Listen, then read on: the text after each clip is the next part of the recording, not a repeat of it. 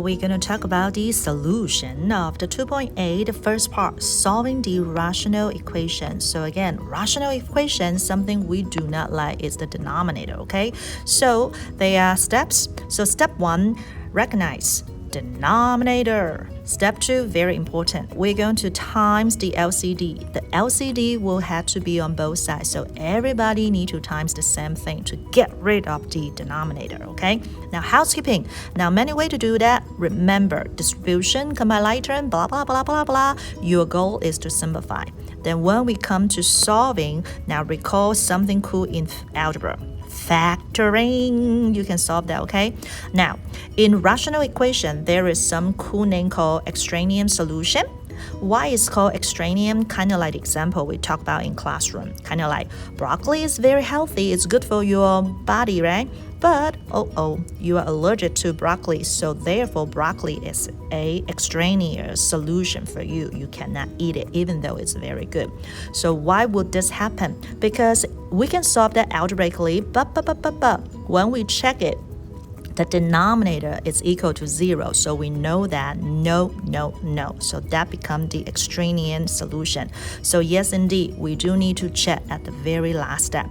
So number 1, as you can see, activate your ego. You know that I do have a denominator x, so which tells me everybody agree my least common denominator will be x, which tells me everybody from left to right, everybody need to times x. So do not overthink. What you see is what you got. X times x becomes x squared, and x on top and bottom cancel out, so that gives me 5, and that is equal to negative 6x, okay? Now we mentioned about housekeeping. I'm going to put everything to the left side, set it equal to 0 to solve it. So that gives me x squared plus 6x plus 5 is equal to 0. Remember what we talked about, the good friend factoring. So the way I do that is the first and the last. So what two number times together give me x squared? It had to be x times x. What two number times together give me 5? That will be 1 times 5. And luckily, positive 1 plus positive 5, I also give the middle term 6. So therefore, my factoring is correct. Now, seeing is believing. What you see here, you will say, Maison, there will be two solutions. One will be x plus 1 equal to 0, aka x equal to negative 1. And that will be another solution here, which will be x plus 5 equal to 0. So I know x is equal to negative 5. Are we done yet? No. Step 5 tells us we got to check for sure. How do we check it? Check the denominator. So looking at my denominator, so what you see here, my denominator is x. So this tells me when I plug in the two number, negative 1 back to my denominator, it will never become a 0. So that tells me, ooh la la, I got my perfect answer. Both are my good answers. Done. Good? All right. Then what do we talk about the denominator? The denominator kind of like a checkpoint for us to deal with the rational equation. All right, number 2. So what we say, denominator. So you know that x plus 4 is my denominator. X minus 2 is also my denominator. So what now? The next one, you get to make sure something we call about the algebraically. Factoring is very good, right? So now I'm going to see this one, I can factor out a 2, so that gives me is 2 times parenthesis x plus 4. So now when you take a look at your denominator, that gives you inspiration. What will be my least common denominator? Everybody need to have the same thing. So 2 must be there. What else? Parenthesis x plus 4. What else? Parenthesis x minus 2. So that just tells me I need to times the least common denominator to everybody. So the way I do it in classroom, like you remember, it is I'm going to use the one step at a time. So now I'm going to times 2 parenthesis x plus 4 and times x minus 2, right? And moving on, the next one is minus 1 over x minus 2. Again, everybody needs to times my least common denominator. So this will be my least common denominator. And what else? That is equal to 5 over, now remember, factoring. It makes me to look at that nicely. So I keep that in the factoring style. So 2 times x plus 4. times x minus 2. Now, showtime. What do you see is what you got. Top and bottom the same, cancel out. So x plus 4 gone, x minus 2 top and bottom gone. Okay, what else do you see? 2 and 2 on top bottom gone, x plus 4 top and bottom gone. So now what do you see as your leftover? Now 2 is a number, 3 is also a number, so 2 times 3 becomes 6. What do I left? Parenthesis x minus 2 minus, now what do you left? You got 2 times x plus 4 left. That is equal to 5 times parenthesis x minus 2. So far so good. All right, housekeeping. Distribution, combined line term, right? So here we go. 6 times x will be 6x minus 12. And then negative 2x, and then negative a equal to 5x minus 10. Okay, can we continue do housekeeping? Of course. Look at that. 6x minus 2x, that become 4x. Now, negative 12 is a number, negative a is a number. Combined like term, I got negative 20. That is equal to 5x minus 10. Now, solve it. So I can both side minus 4x, so both side minus 4x, that left side cancel out. I got negative 20 equal to x. This has become x, right? Minus 10. Can I continue? Of course. I can both side plus 10, both side plus 10. What do I got? This is cancel out. What you see is what you got. I got negative 10 is equal to x. Are we done yet? Nope. Remember, we always need to check it. So this one had to check it. When you check it, what do we say? You're going to look at your denominator. So when you put in negative 10, would that give you a 0? No. Negative 10, can you get a 0? No. Negative 10, do you have a 0? No. So this is guaranteed. I just found my perfect solution, negative 10. It's my solution for the rational function. Cool, huh? All right, number 3. That was a good discussion during classroom time. Proud of you guys. So the same drill. I see my denominator. Now, remember what we talked about in classroom time. Factoring. So did everybody see that? X I can factor out, so that will become x plus 2. So now, looking at my denominator, you're going to make sure what will be my least common denominator. Everybody need to have the same thing. So x, you see there, so x must be there. What else do you see? Parenthesis x plus 2. So this is my least common denominator. So here we go. So the way I said, it's okay, just make sure one step at a time. So now I need to times my x times x plus 2, right?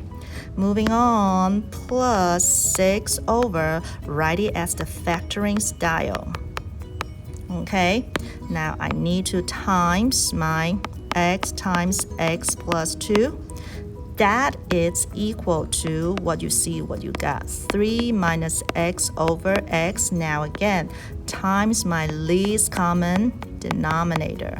Okay, go banana. So top and bottom the same, cancel out.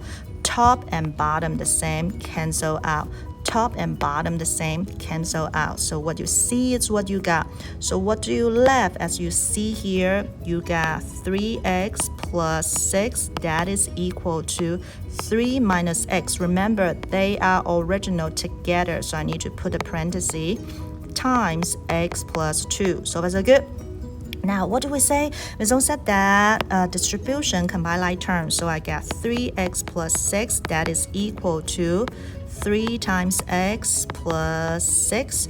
And then negative x squared. And then what? Minus 2x, right? Now, what do we call about that? Housekeeping. Now, shortcut. Did everybody see that left and right have the same thing? 3x. I can drop them, cancel out. Everybody see 6 on left and right, so I can drop them down. So what do I left? I got 0. It's equal to negative x squared minus 2x. Now remember what we say.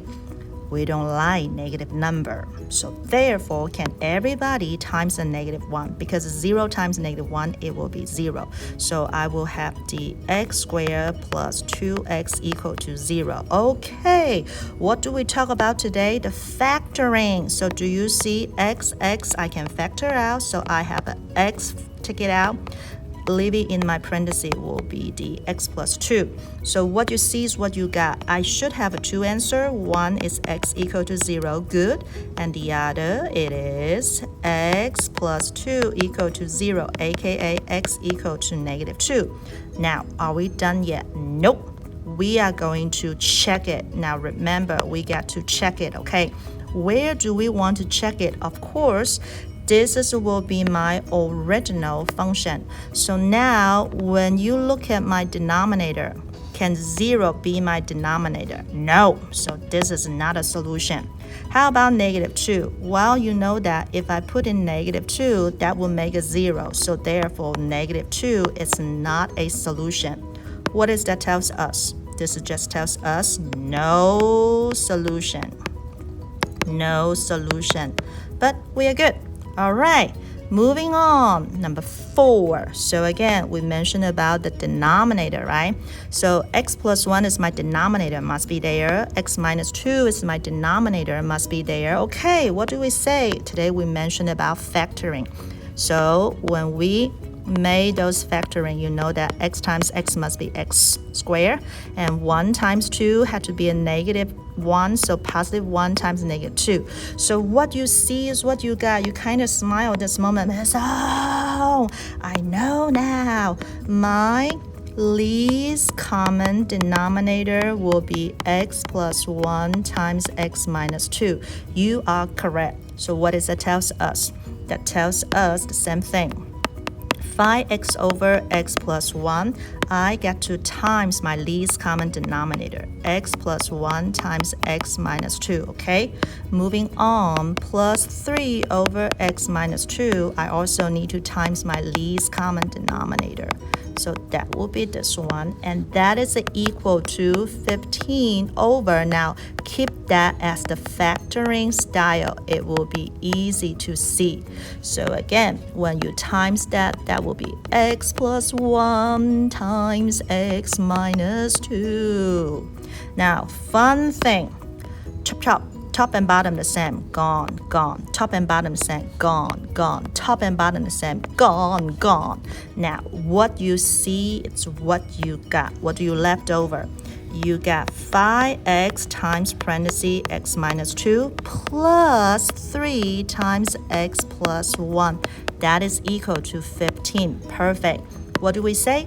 We got to distribution, combine like term, simplify, right? So therefore, you got 5x squared minus 10x, right? And plus 3x plus 3, that is equal to 15. Okay, activate your eagle eye. Do you see that I can combine like term? This guy combined, I got negative 7x. Okay. How about both sides minus 15? Because I need to solve that, set it equal to 0. So that gives me negative 12 is equal to 0. Here we go. My answer will coming from here. If I can do the factoring, ooh la la, sweet home, right? So here we go, first and last. So 5x times x must equal to 5x squared. Now, what two number times together give me 12? So you can say that 3 and 4, 2 and 6, do we ever have a combination, add them together equal to negative 7? No. So the only one way to do in classroom, we do those checking, right? So 12 times 1 is 12. Since I need to have a negative outcome, so that will be negative 12 times positive 1. Now, how do you know it's correct? Let's check it. Negative 12 times x is negative 12x. 5x times 1 is 5x. When I add them together, seeing is believing, I do get a negative 7x, which match this one. So I know my factoring is correct. Good. Now, as we say that, there should be two answers because that match your two parentheses. So what we got here, it is the first part, 5x minus 12 should equal to 0, aka when I do that, that will be both sides plus 12, and both sides divide by 5. So I have 12 over 5, it will be one answer. What will be my other answer? Will be x plus 1 equal to 0, which tells me x equal to -1. Are we done yet? No. Always remember, we got to check it. How do we check it? Denominator, denominator, denominator. So again, when you look at your denominator, can you plug in x equal to -1? No. -1 plus 1 is 0, so that tells me this is not a solution. How about x equal to 12 plus 5? So when you plug in x, I am happy to say there's no such 0 it can be. So therefore, x equal to 12 over 5 is the perfect answer. Good. So this is what we mentioned about solving rational function. We just need to be strong. And yes, indeed, no calculator. That's all.